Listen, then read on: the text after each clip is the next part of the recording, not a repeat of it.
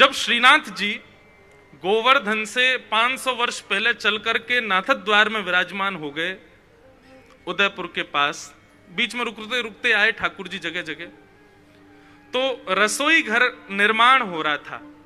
तो गुसाई जी ने सबको निवेदन किया कि भाई सब ब्रजवासी अपने घर में अपरस में सामग्री बना करके लाओ और एक एक दिन एक एक घर की सामग्री ठाकुर जी को भोग में जाएगी। जब तक रसोई निर्माण हो रही है, नया नया ठाकुर जी विराजमान हुए नई जगह, तो जब तक रसोई बढ़िया सिद्ध ना हो जाए तब तक वैष्णव अपने घर से अपरस में सामग्री लाओ, ठाकुर जी का भोग लगे।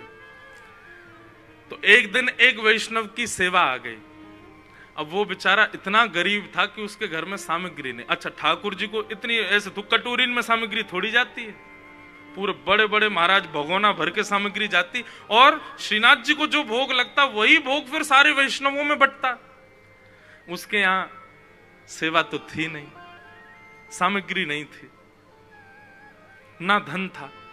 उसने मुखिया जी से जाकर के एकांत में निवेदन किया, बोले भगवान मेरी सेवा मुझसे छीनिएगा मत, मेरे घर की कल की पारी है, मुझे घर से सामग्री बना के लानी है, मैं नहीं चाहता कि मेरी सेवा छूटे। आपने यदि मेरी जगह किसी और को कह दिया तो मेरे प्राण निकल जाएंगे, लेकिन दुविधा यह है मेरे घर में सामग्री नहीं है, मुझे सेवा भी नहीं छोड़नी है और सामग्री भी पधरानी है, मैं क्या करूं। तो मुखिया जी बोले भैया अकेले ठाकुर जी की बात हो तो भाव की सामग्री ठाकुर जी स्वीकार कर लेते हैं, पर यहां तो सब वैष्णवों में भी बांटना है, ये सब भी ठाकुर जी की प्रसादी पे ही निर्भर हैं, इनको क्या पवाएंगे। थोड़ी देर विचार करने के बाद मुखिया जी बोले चलो ठीक है। श्रीमद वल्लभाचार्य जी महाराज कहते हैं भाव की सामग्री ठाकुर जी स्वीकार करते हैं, तो कल तुम एक काम करना, भगोने जो तुम्हारे यहां भेजे गए ना मंदिर से इतनी इतनी सामग्री बनाने के लिए, उनमें भाव रख लेना और भाव रख के पत्तल से ढक करके भगोने भेज देना, और बिल्कुल मन में ये किंचित भी भाव नहीं आना चाहिए कि भगोने खाली हैं, उनमें सामग्री का भाव रखना पूरा। ठीक है। दूसरे दिन उस वैष्णव ने नेत्रबंद किए और भाव से चूल्हा जलाया, प्रत्यक्ष नहीं, भाव से चूल्हा जलाया, उस पर सुंदर पतीला रखा, उसमें देसी घी डाला, सुंदर ठाकुर जी को जो जो सामग्री निवेदित होनी चाहिए वो बनानी, सीरा बनाया, सब्जी बनाई, रोटी बनाई, दूध सामग्री बनाई, दूध घर की सामग्री सिद्ध की। इस प्रकार से ठाकुर जी के लिए बहु व्यंजन, जितने पात्र आए थे उतने पात्रों में भाव से सामग्री बना रहा था। प्रत्यक्ष में वो पात्र सारे खाली हैं, लेकिन भाव ऐसा रख रहा, आहा क्या केसर की सुगंधी आ रही है, अरे भैया कितना सुंदर हलवा सीरा बनो ठाकुर जी के काजे। दूसरे पात्र में कढ़ी डालो, ओ हो कैसी गाढ़ी गाढ़ी कढ़ी आई है ठाकुर जी, वहां में कैसे पकोड़ा तैर रहे हैं, आहा कितनी बढ़िया लग रही है, कुछ भी नहीं। इस प्रकार समस्त सामग्रियों को सिद्ध करके खाली पत्तलों को ऊपर रख के सूतरी से बांध करके भगोने उठा उठा करके कंधे पर मंदिर में ले जा करके श्रीनाथ जी के सन्मुख पधरा दिए और कहा भगवान सामग्री आरोग। गुसाई जी ने पत्तल सब हटा दी, कपाट बंद करके ठाकुर जी का बाहर चिंतन करने लगे। मुखिया जी के भी नेत्र सजल हैं, उस सेवक के भी नेत्र सजल हैं, ठाकुर जी आप सेवा स्वीकार करना। सेवक के मन में एक बार भी किंचित भाव नहीं आया कि सामग्री बर्तनों में खाली है, कुछ भी नहीं है, ऐसा भाव ही नहीं आया। उसको लगा वास्तव में है। वो तो जब बाहर बैठा था तो गुसाई जी से बार बार कहे आप सुन रहे हैं, चटकारों की आवाज आ रही है भीतर से, ऐसा लग रहा है ठाकुर जी उंगली चाट रहे हैं, बीच बीच में सुगंधी कढ़ी की आ रही है, ऐसा लग रहा है ठाकुर जी कढ़ी पा रहे हैं। गुसाई जी को लेकिन संशय होने लगा, बोले कि खाली पात्र हैं भैया जन कहा होएगो आज। और जैसे ही कपाट खोल करके देखा तो जितनी भाव सामग्री उसने विचार की थी सब सामग्रियां वहां प्रकट हो गई, प्रत्यक्ष पात्रों में विद्यमान हो गई। ठाकुर जी के मुखमंडल पर कड़ी भात लगा हुआ था।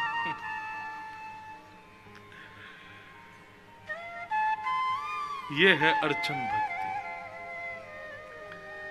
सामग्री कितनी महंगी है, सामग्री कितनी विशिष्ट है, यह जरूरी नहीं है। आपका भाव कैसा है। और भाव निर्मित तब होगा जब श्रवणम, कीर्तनम, स्मरणम, पाद सेवन, ये 4 भक्ति जीवन में आएंगे। मतलब सब भक्तियां आवश्यक है, तब अर्चन भक्ति। अर्चन भक्ति पर जोर मैंने इसलिए दिया क्योंकि लोग सेवा को ही सब कुछ मान लेते हैं, बाकी के भावों को उतना प्रधानता नहीं देते। ऐसा नहीं।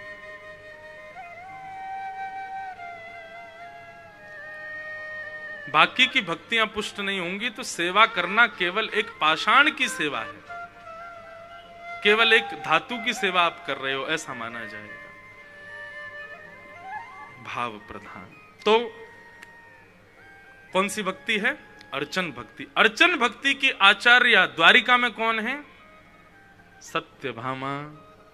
ठाकुर जी की बहुत अर्चना करती, भाव से अर्चना करती।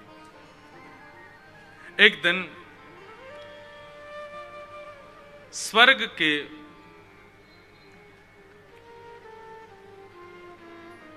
कल्प वृक्ष के सुंदर पुष्प देवताओं ने भगवान के निवेदन के लिए भेजे द्वारिका। और उन पुष्पों को जब ठाकुर जी ने प्राप्त किया तब ठाकुर जी रोहिणी जी के रुक्मणी जी के कक्ष में बैठे थे। तो ठाकुर जी ने सहज भाव से उन पुष्पों को रुक्मणी जी के केश में सजा दिया। स्वर्ग के कल्प वृक्ष के पुष्प, उन पुष्पों, बंधुओं शास्त्रों में कल्प वृक्ष के पुष्पों की महिमा क्या बताई गई? एक बार उसकी सुगंधि कोई ले ले वो निरोगी हो जाएगा, उसको कोई रोग ही नहीं हो सकता। एक बार यदि उन पुष्पों को सुखा करके उनका सुंदर, उनको पीस करके उनका लेप यदि अपने अंग पर लगा ले, उसको कभी वृद्धावस्था नहीं होगी। उसकी औषधि बना करके पान कर ले तो अमृत तुल्य दीर्घायु हो जाएगा, कभी अमर हो जाएगा, मरेगा ही नहीं। इतनी महिमा उसके पुष्पों की। रुक्मणी जी के केश में ठाकुर जी ने सजा दिया। उसी समय नारद जी यहां पर दिनचर्या भगवान की देख रहे थे कि ठाकुर जी 16,108 पत्नियों के संग कैसे रहते हैं। नारद जी भ्रमण करते करते जैसे ही रुक्मणी जी के कक्ष में झांक करके देखा तो ठाकुर जी कल्प वृक्ष के पुष्पों को रुक्मणी जी के केश में सजा रहे थे। नारद जी बोले, जे बढ़िया तरीका मिला, कलेश करवा दूं मैं द्वारिका में। तुरंत दौड़ करके गए, सत्यभामा से जाके बोले, आप तो कहती हो कि ठाकुर जी आपसे बहुत प्रेम करते हैं। सत्यभामा बोली, वो तो करते ही हो, कहने की क्या बात है, सबसे ज्यादा स्नेह मुझसे ही करते हैं। अच्छा, स्वर्ग के कल्प वृक्ष के पुष्प आज द्वारिका आए थे, बताओ वो कहां है? सत्यभामा जी बोली, सुनने में तो आया था कि देवताओं ने पुष्प भेजे हैं, कुछ विलक्षण पुष्प हैं। नारद जी ने पुष्पों की महिमा बताई, ऐसे पुष्प, ऐसे पुष्प, ऐसे पुष्प, लेकिन ये बताओ वो हैं कहां? सत्यभामा जी बोली, पता नहीं, लेकिन इतने बहुमूल्य पुष्प हैं तो निश्चित ही किसी विशिष्ट स्थान पे होंगे। नारद जी बोले, हाँ, ठाकुर जी को जो प्रिय है उस स्थान पर हैं, रुक्मणी जी के केश में सज रहे हैं। पर मैं तो इसलिए आपसे पूछने आया था कि एक आध शायद आपके केशों में भी लगा होगा, आपसे बहुत प्रेम करते हैं ना। बस नारद जी तो, अच्छा बंधु, इसमें यह मत सोचना कि आग लगाने वाले, नहीं, ऐसा विचार भी मत करना। ये ठाकुर जी की लीला प्रकट करवाते हैं नारद जी। नारद जी डायरेक्टर हैं भगवान की पूरी लीला के। वहां कंस से जाकर के कह देते हैं कि आप श्री कृष्ण को धनुर्यज्ञ में बुलाओ, ऐसे ऐसे व्यवस्था करना, और यहां से मल्ल भेज देना, यहां कुबलिया पीड़ हाथी को लगा देना। ठाकुर जी जैसे ही आए पहले कुबलिया पीड़ हाथी मारेगा, फिर मल्ल मार देंगे, आप तक पहुंच ही नहीं पाएगा, वो कृष्ण मर जाएगा यहीं पर। कंस बोला, भगवान आप तो मेरे बड़े हितैषी हो। नारद जी बोले, तेरे हित की सोचता हूं, चल लग जा तैयारी में। और दौड़ करके भगवान के पास गए, बोले, परसों कंस को मरा देखना चाहता हूं। भगवान बोले, वहां क्या योजना बना के आए? कुबलिया पीड़ हाथी खड़ा करवा दिया मेरे लिए, तुमने सारे मल्ल खड़े करवा दिए, और यहाँ वहां कहे हो कृष्ण को तीसरे दिन ऐसा कर देना, मुझसे कह रहे हो कंस को मार दो। तो पूरी लीला के डायरेक्टर तो श्री नारद जी हैं, यही नियोजित करते रहते हैं, अब क्या होगा, अब क्या होगा। और उसमें होता यही है कि ठाकुर जी की लीला प्रकट होती है। कभी कभी हम भी ऐसे करते हैं लाल जी से। एक बार की बात है, कान पकड़ के क्षमा मांग के बताऊं। ठाकुर जी का हिंडोला उत्सव होता है मेरे जन्मदिन पे। हम अपने जन्मदिन वाले दिन उस समय सावन का महीना रहता, ठाकुर जी को हिंडोला झुलाते, ठाकुर जी झूला झूलते। अब परसों तो मैंने पलना झुलाया नहीं, धीरे से ही अचक के झुलाया, नहीं तो एकांत में तो बहुत जोर से झुलाता हूं मैं। तो हिंडोला जब ठाकुर जी का लगा तो सब लोग धीरे धीरे झुला रहे, और मुझे ऐसी मिसमिसी आई कि मैंने जोर से झुला दूं इन्हें। क्यों? मैंने कि कोई को जोर से झुलाओ तो वो चिल्ला के कहता अरे लेक धीरे कर दे, मुझको डर लग रहा है। मैंने कि ऐसे एक बार लालजी बोल जाए लेक धीरे झुला, मुझको डर लग रहा है। हमारे मैं तो जोर जोर से कभी कभी खींच दूंगा को झूला को, कभी ठाकुर जी बोल पड़े, कभी ऐसी सेवा आ जाए। तो एकांत में मैं कम रहता हूं लाल जी के पास, नहीं तो कुछ ना कुछ ऐसा करता हूं कि ठाकुर जी कछु कह जाएं, कछु चिल्ला दें, मुंह पे ने हाथ दिखा दें अपनों, लेकिन खूब आनंद आता है लाल जी के साथ। तो नारद जी ऐसी लीला प्रकट करवाते हैं ठाकुर जी की, कुछ ऐसा कर देंगे कि ठाकुर जी को फिर कुछ करना ही पड़ेगा। अब तो सत्यभामा कोप में आ गई। भगवान गए सत्यभामा के कक्ष में, क्रुद्ध होकर के बैठी, बोले नहीं नहीं आप तो रुक्मणी जी से ही प्रेम करिए, पारी वहां कल्प वृक्ष के पुष्प आए, हमको दिखाना तो दूर, सुंगाना तो दूर, आपने मतलब सीधे रुक्मणी जी को अर्पित कर दिए। अरे मुझे अपने लिए नहीं चाहिए थे, आप मुझे जो भी कोई सुंदर वस्तु देते हैं मैं आपके अर्चना में उसका प्रयोग करती हूं। सत्यभामा जी का नियम है, ठाकुर जी कुछ भी दें प्रेम से सत्यभामा को, सत्यभामा संभाल के ले जाती है और दूसरे दिन अर्चना करते हुए ठाकुर जी के श्री विग्रह को अर्पित करती है, नित्य की अर्चना करती है। अब तो सत्यभामा जिद्द पड़ गई, मुझे चाहिए, कल्प वृक्ष के पुष्प चाहिए। भगवान बोले देखो हमारी आदत मांगने की नहीं, देवता खुद दे गए इसलिए स्वीकार थे, अब मांगेंगे नहीं, क्योंकि देवताओं को बहुत प्रिय है कल्प वृक्ष, उसकी इतनी पहरेदारी करते हैं वे लोग कि उसके सामने वो कुछ नहीं सोचते, और हमको कहना नहीं है, क्योंकि भगवान जानते थे कि ये देवता कुछ ना कुछ फिर अलग करेंगे। लेकिन सत्यभामा जी के मन में तो योजना यही चलने लगी, नहीं नहीं नहीं हमको तो ये चाहिए, आप इतने काम करवाते हो देवताओं के, देवता इतना नहीं कर सकते। तभी एक दिन इंद्र आदि देवताओं ने भगवान से द्वारिका में आकर के प्रार्थना की, भगवान भौमासुर नाम का एक दैत्य है जिसको नरकासुर कहते हैं, वो अदिति मैया के कानों के कुंडल चोरी करके चला गया, वरुण देवता का छत्र ले गया है। कितनी बड़ी शर्म की बात हम देवताओं के लिए कि हमारी मां की हम रक्षा नहीं कर पाए। भगवान उसकी मृत्यु केवल आपके हाथों हो सकती है, आप जाकर के उसका वध कर दीजिए और हमारी मैया के कानों के कुंडल और वरुण देवता के छत्र को पुनश्च विराजमान करवा दीजिए।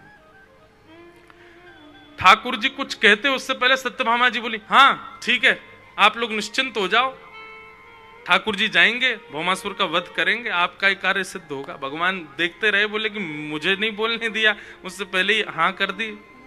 देवता तो जय जयकार करके चले गए। सत्यभामा जी बोली यही तरीका है, इनका काम बना देते हैं और बदले में फिर इनसे कहेंगे लाओ।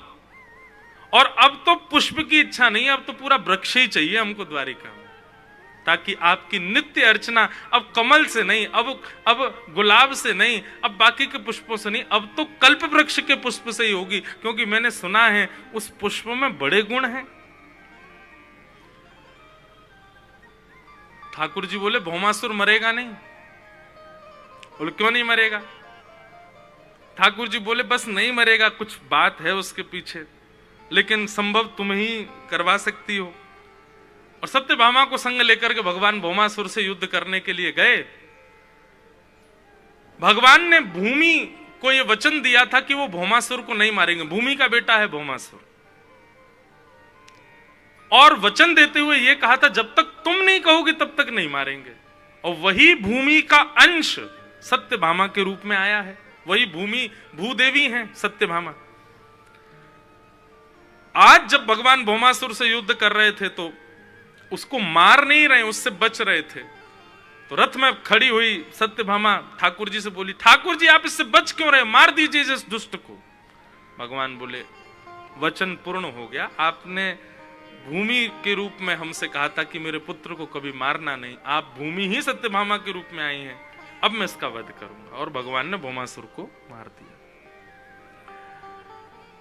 उसके यहां 16,100 राजकुमारियां बंदी थीं। भगवान ने सबसे विवाह किया और देवताओं के कुंडल, मां के कुंडल और जो वरुण देवता का छत्र था, ठाकुर जी ने ले जा करके स्वर्ग में देवताओं ने स्वागत किया। ठाकुर जी का जय जयकार होने लगी, डुमडुमियां बजने लगी, नगाड़े बजने लगे, ठाकुर जी की जय जयकार होने लगी। सत्यभामा जी प्रसन्न मुद्रा में बगल में चल रही हैं और ठाकुर जी ने स्वयं जाकर के वो कुंडल अदिति मां को अपने हाथ से पहनाए और छत्र वरुण देव को प्रदान किए। ठाकुर जी स्वर्ग में 1-2 दिन विचरण कर रहे थे, पर वर्णन ऐसा आता है कि स्वर्ग की अप्सराएं सत्यभामा को स्वर्ग में घुमा रही थी, तो सत्यभामा ऐसे देखती थी स्वर्ग को, ये क्या है? क्यों? बोले द्वारिका के आगे स्वर्ग भी फीका लगता था, इतनी सुंदर थी द्वारिका। ठाकुर जी से सत्यभामा जी ने कहा, अब नगर भ्रमण तो हो गया, अब आप रथ में बैठ करके चलिए वन में, उस वन में चलते हैं जहां पर कल्प वृक्ष लगा है। और ठाकुर जी गए और जाकर के वहां से कल्प वृक्ष का दर्शन करने। सत्यभामा जी तो बोली, ले चलो, पूरे वृक्ष को ही ले चलो, अब तो इसको वहीं लगाएंगे, वहीं पर इसके पुष्पों से सेवा किया करेंगे। ठाकुर जी बोले, ठीक है, देवताओं को देख लेंगे, बाद में जो होगा। कल्प वृक्ष लेकर के भगवान द्वारिका पधार गए।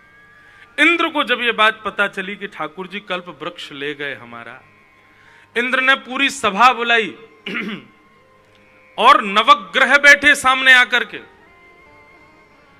इंद्र ने सबसे घोषणा करते हुए कहा कि मैं युद्ध छेड़ने वाला हूं, मेरा संग कौन देगा? नवग्रह बोले, हम सब तुम्हारे साथ हैं, तुम हमारे राजा हो, पर युद्ध करना कहां है? बोले द्वारिकाधीश से युद्ध करना है। वे हमारे कल्प वृक्ष को लेकर चले गए।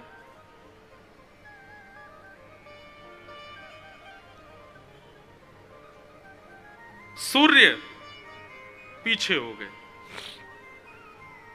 बोले मैं तुम्हारा इस भाव में कोई सहारा नहीं बन सकता। कहने का मतलब अर्चना भक्ति में कोई लगा हो, कितनी सुंदर भाव है, सुनिएगा ध्यान से। अर्चन भक्ति के लिए कोई व्यक्ति क्रिया कर रहा हो, उस व्यक्ति का नवग्रह भी कभी कुछ बिगाड़ते नहीं।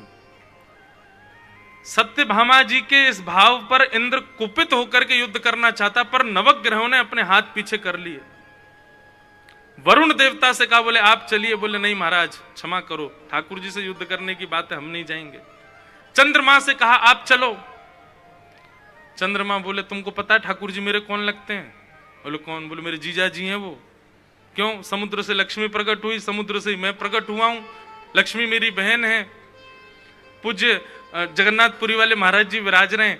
महाराज जी ने एक बार बहुत सुंदर भाव बताया कि बड़े महाराज जी बताते थे, उनसे किसी ने पूछा कि श्री जगन्नाथ जी के ध्वज में और यहां द्वारिकाधीश जी के भी ध्वज में सूर्य चंद्र क्यों है? ध्वज का कभी आप दर्शन करो, उसमें चंद्र आकृति और सूर्य आकृति बनी होती है।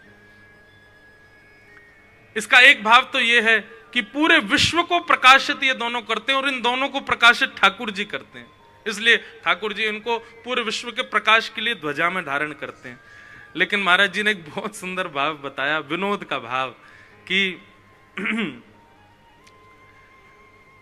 लक्ष्मी जी बहुत जल्दी नाराज हो जाती हैं ठाकुर जी से, बात बात पर गुस्सा हो जाती हैं। तो ठाकुर जी को लगता है ये कहीं भी भक्त पर कृपा करने चले जाओ, ये पूरा ब्यौरा पूछती हैं, कहां गए थे, कैसे गए थे, क्यों गए थे, क्या कारण था आदि, तो पूरी सब बताओ, नाराज हो जाती हैं। तो ठाकुर जी ने अपनी ध्वजा में चंद्रमा जी को बैठा लिया। जब भी लक्ष्मी मैया क्रोध करती हैं ठाकुर जी ऊपर देखते हैं, बोले साले साहब को सिर पर बैठा रखा है हमने अपने। सोई ध्वजा में चंद्रमा देख करके तब लक्ष्मी कहती, अच्छा अच्छा अच्छा, हमारे भैया का इतना सम्मान करते हैं, कोई बात नहीं ठाकुर जी, कोई बात, जैसी आपकी राजी, आपको जो बढ़िया लगे वो करो। पूज्य महाराज जी ने मुझको श्रवण कराया था, इतना सुंदर भाव। इसलिए ठाकुर जी की ध्वजा जी में चंद्रमा रहते हैं कि लक्ष्मी का क्रोध शांत कर। जब भी गुस्सा आवे लक्ष्मी को, ठाकुर जी वही देखते हैं, अच्छा तो इसको उतार दूं नीचे? नहीं नहीं नहीं नहीं नहीं नहीं, अच्छा ठीक है, जैसी आपकी राजी। बहुत सुंदर भाव। महाराज जी ने एक भाव और सुनाया था उसी दिन। श्री जगन्नाथ महाप्रभु के कान नहीं दिखते, कानों का दर्शन नहीं है जगन्नाथ जी के, सबके कर्ण हैं। हमारे लाल जी के भी कर्ण हैं, द्वारिकाधीश के भी कर्ण दर्शन, राधारमन जी के भी कर्ण दर्शन, राधा वल्लभ जी के, सबके कर्ण दर्शन होते हैं। जगन्नाथ जी के कान होंगे भी तो इतना ठाकुर जी ऐसे वस्त्र पहन के रहते हैं, ये देखो ऐसे पूरे तैयार होके बैठते हैं, कर्ण ठाकुर जी के छुप जाते हैं। या ऐसा मान लो कि ठाकुर जी कर्ण दिखाते नहीं, क्यों? महाराज जी ने इतना सुंदर भाव बताया, बोले कि मेरा भक्त आर्तनाद करके मुझको जब पुकारे और मैं उस पर कृपा करने के लिए जाऊं तो कहीं मुझे कोई टोके ना कि अरे वो भक्त तो ऐसा है, उसके यहां आपको नहीं जाना चाहिए, वो इतना बढ़िया नहीं है, वो इतना विशिष्ट नहीं है, नाथ आप वहां क्यों जा रहे हो। मैं अपने भक्त पर कृपा करने जा रहा हूं, उस समय कोई टोकेगा तो मुझे रुकना पड़ेगा। इसलिए ठाकुर जी ने कान छुपा दिए कि तुम बोलते रहो, मेरे कान ही नहीं है, मैं सुन ही नहीं रहा, मैं तो सीधे भक्त के पास जा रहा हूं। लौट के ठाकुर जी आते भी हैं तो बलभद्र सुभद्रा कहते हैं हमने मना करी थी, क्यों गए फिर? ठाकुर जी बोले कान है जो हम सुने तुम्हारी, हमें सुनाई नहीं दिया। बोले फिर भक्त की कैसे सुनाई दे जाती है आपको? बोले भक्त की सुनाई नहीं देती है, भक्त का तो अनुभव होता है कि पुकार रहा है। भक्ति भक्त भगवंत गुरु चतुर नाम वपु एक, तिनके पग बंधन किए नाशत विघ्न अनेक। भक्त को बुलाने की आवश्यकता थोड़ी है, भक्त पर जब कोई पीड़ा आती है तो मुझे अनुभव होने लगता है,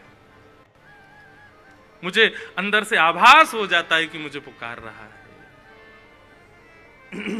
इसलिए मैं दौड़ता हूं। तो भक्त आधीनम दीन दयालम राधारमणम हरे हरे राधारमणम हरे हरे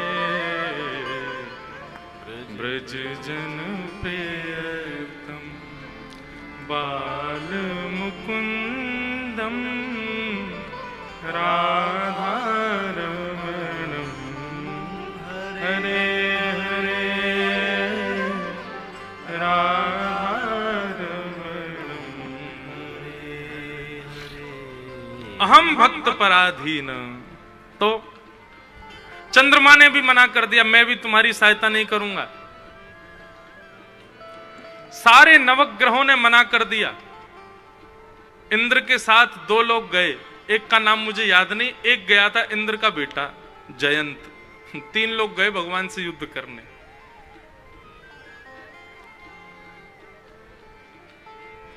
ठाकुर जी से युद्ध करने के लिए गए। इस विषय पर भगवान ने इंद्र और जयंत आदि जो भी आए युद्ध में तो परास्त कर ही सकते थे, ठाकुर जी तो सर्वसमर्थवान हैं। परंतु भगवान ने बता दिया जामवती को, सत्यभामा को, देखो ये देवता हैं, ये एक बार भी विचार नहीं करते हैं कि हम ठाकुर जी पर आक्रमण करने जा रहे हैं, ठाकुर जी से लड़ने के लिए जा रहे हैं। ठाकुर जी पर पूज्य श्री मलुकपीठ वाले महाराज जी तो एक कथा प्रसंग और सुनाते हैं अपनी कथाओं में कि इंद्र ने जब देखा कि मेरे पास सेना नहीं है ठाकुर जी से लड़ने के लिए, तो इंद्र ने एक बार सुरभि यज्ञ किया था और उस यज्ञ में गौ माता जब प्रकट हुई तो गौ माता ने कहा कि हे देवराज इंद्र तुम वरदान मांगो। तो इंद्र ने वरदान मांगा कि जब मुझे जरूरत पड़े तो आप मेरी रक्षा के लिए मेरे आगे आएंगे। और इंद्र इतना चतुर कि आज ठाकुर जी से युद्ध करने गया और आज ही उसने गैया का आह्वान कर लिया कि मेरी रक्षा करो, क्योंकि वो जानता है कि ठाकुर जी गौ से नहीं लड़ेंगे। सुरभि मैया प्रकट हो गई, प्रकट होकर कहा कहो इंद्र क्या बात है। बोले आपने मुझे वचन दिया था वरदान मांगो, मैंने कहा था मेरी रक्षा करने आना पड़ेगा जब बुलाऊं, आज मुझे आप मेरी रक्षा करो। मैया सुरभि मैया बोली किससे रक्षा करनी बताओ। बोले पीछे देखो, गरुण पर शंख चक्र गदा पद्मधारी ठाकुर जी बैठे थे। गैया ने जैसे ही देखा गौ माता के नेत्र सजल हो, बोले अरे इंद्र, ये तुमने क्या किया? तुम ठाकुर जी के सामने मुझको खड़ा कर रहे हो। गौ माता लाचार हो गई, भगवान मैं क्या करूं, मेरा वचन दिया है। ठाकुर जी ने गौ पर तो आक्रमण कर ही नहीं सकते। केवल गैया मैया को देख करके ठाकुर जी ने अपनी पराजय स्वीकार कर ली। बोले इंद्र जाओ, तुम्हारी विजय हो, लेकिन तुम युद्ध करके नहीं जीते हो, तुम चतुरता से जीते, इसलिए तुम्हारी पूजा का विधान नहीं होगा। जो लोग मेरे नाम का गलत अर्थ निकालते हैं भैया कि ये इंद्र, इंद्रेश माने कोई इंद्र देवता नहीं होता है। अभी पुंडरीकाक्षाचार्य जी कह रहे थे ना, इंद्रेश शब्द का अर्थ क्या होता है?